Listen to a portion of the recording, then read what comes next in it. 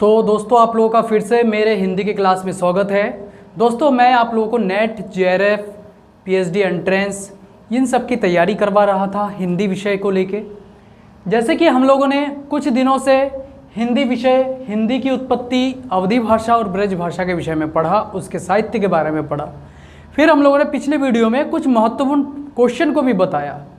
वो क्वेश्चन हर एक एग्ज़ाम में आता है, भले ही आप यूपीएससी का एग्ज़ाम दे रहे हो या कोई भी कॉम्पिटिटिव एग्ज़ाम दे रहे हो। तो ऐसा क्वेश्चन है जो आपके नेट के एग्ज़ाम में बहुत ज़्यादा फ़ायदा देगा। नेट की तैयारी कर रहे हैं तो अभी से आप लोग शुरू कर दीजिए इसकी तैयारी, नोट्स बनाना शुरू कीजिए और आप लोग जो भी मैं पढ़ाऊँ इसको ध्यान से सुनिएगा। पहले हम कुछ इंपॉर्टेंट क्वेश्चन बता देते हैं कि ये इस टाइप का क्वेश्चन आ सकता है। जैसे पहला क्वेश्चन मैंने ढूंढा है कि ज्ञान प्रदायिनी पत्रिका के संपादक कौन है। आंसर होगा नवीन चंद्र राय। ठीक, ये इस पत्रिका के संपादक थे, ज्ञान प्रदायिनी पत्रिका। नेक्स्ट है हिंदी उद्धारिणी प्रतिनिधि सभा कहाँ पे आयोजित किया गया था। ठीक है, हिंदी उद्धारिणी प्रतिनिधि सभा का आयोजन कहाँ किया गया था? प्रयाग में। एक क्वेश्चन और है, नेशनल बुक ट्रस्ट कहाँ पर है? नई दिल्ली में है। असम राष्ट्रीय भाषा प्रचार समिति कहाँ पर है? यह है गुवाहाटी में। हिंदी विद्यापीठ मुंबई में स्थित है। तो कुछ इंपॉर्टेंट क्वेश्चन है कि हो सकता है ऐसा क्वेश्चन है, हिंदी विद्यापीठ कहाँ स्थापित है? तो उसका आंसर होगा मुंबई। नेक्स्ट क्वेश्चन है हिंदी साहित्य सम्मेलन। देखो ये है अनुक्रम।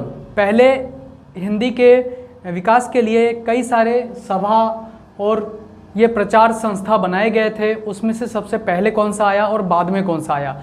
तो मैंने कुछ अनुक्रम में लिखा है, ये है क्रम। पहले हुआ था हिंदी साहित्य सम्मेलन, उसके बाद हुआ था दक्षिण भारत हिंदी प्रचार संस्था, उसके बाद था हिंदी विद्यापीठ और उसके बाद राष्ट्रभाषा परिषद। तो ये अनुक्रम है पहले से बाद तक।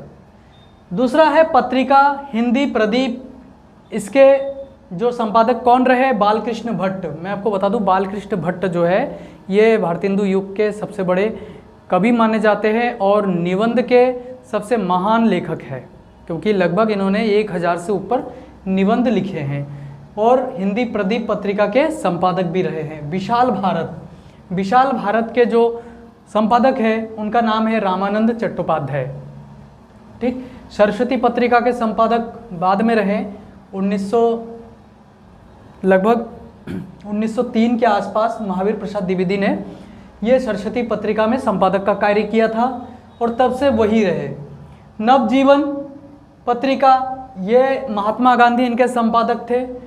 उसके बाद एक क्वेश्चन और है जो इम्पोर्टेंट है कि हिंदी का प्रहरी किसे कहा जाता है।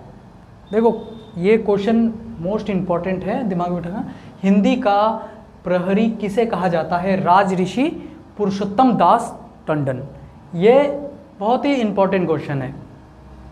दूसरा क्वेश्चन आता है हिंदी साहित्य सम्मेलन प्रयाग की स्थापना कब हुई? इसका आंसर होगा 1910 में।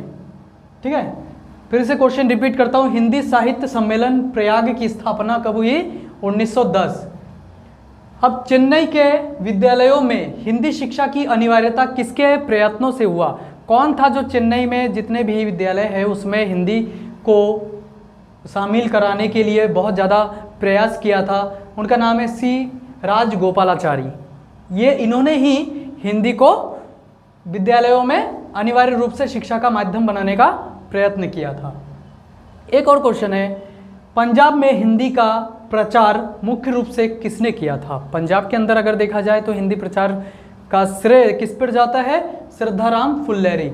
ठीक है, श्रद्धाराम फुल्लेरी ने, इन्होंने सबसे ज़्यादा वहाँ पे हिंदी का प्रचार किया था। नेक्स्ट क्वेश्चन है पृथ्वीराज रासो की जो भाषा है इसको ब्रज भाषा किसने घोषित किया था? कौन मानता था कि हाँ इसकी जो भाषा है वो ब्रज भाषा है? किसने किया था पहले? ये जो भाषा वैज्ञानिक है हमारे डॉक्टर धीरेन्द्र वर्मा, इन्होंने किया था। ठीक है, नाम है डॉक्टर धीरेन्द्र वर्मा। सूरपूर्व युग का सबसे पुराना ग्रंथ कौन सा है? ठीक है, सबसे पुराना ग्रंथ कौन सा माना जाता है सूरपूर्व युग का? वो है प्रद्युमन चरित। तो दोस्तों आप लोगों को मैंने इम्पोर्टेंट जो क्वेश्चन है, जो चैप्टर था ये खड़ी बोली, ब्रज और अवधी भाषा के विकास के विशेषताओं में, इसमें कुछ महत्वपूर्ण क्वेश्चन मैंने आपको बता दिया है। अब मैं आप लोगों को जो हिंदी के जो दूसरे भाग है उसको मैं नेक्स्ट वीडियो में पढ़ा दूँगा। तब तक के लिए धन्यवाद, नमस्कार।